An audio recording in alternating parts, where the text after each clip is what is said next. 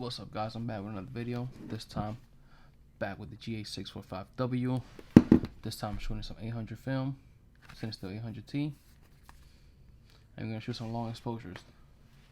It's my first time shooting a long exposure with this camera, so it should be really fun.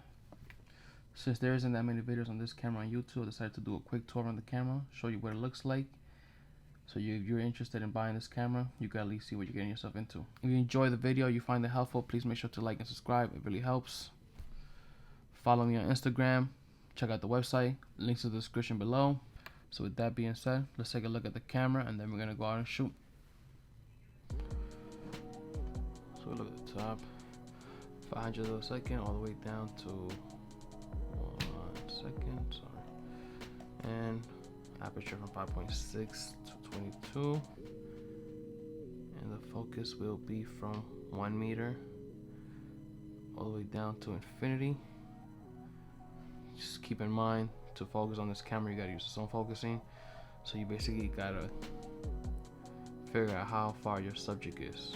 You're shooting a portrait or somebody in front of you, more than likely it'll be between 1 or 2 meters. Shooting like landscape, more than likely it's gonna be infinity.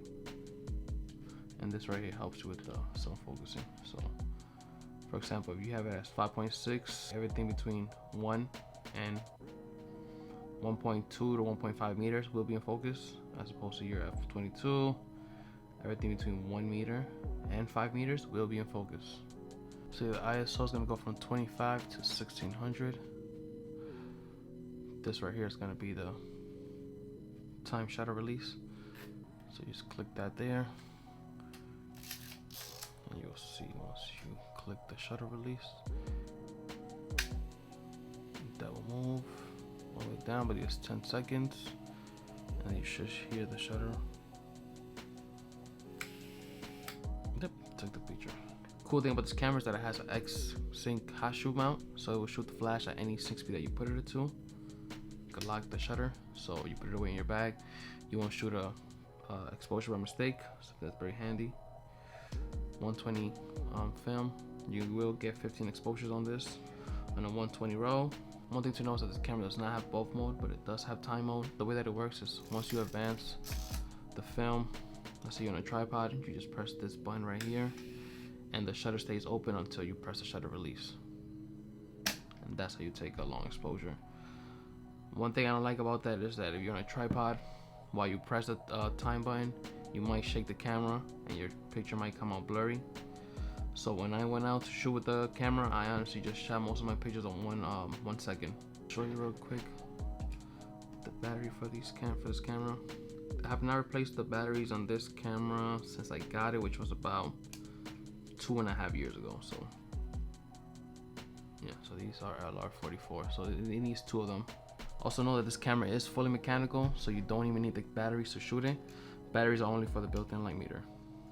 And the lens is going to be a 45mm 5.6 lens, which is about a 28mm equivalent on a 35mm lens. Filter thread is going to be 49mm. Flash sync is going to be right here at the bottom.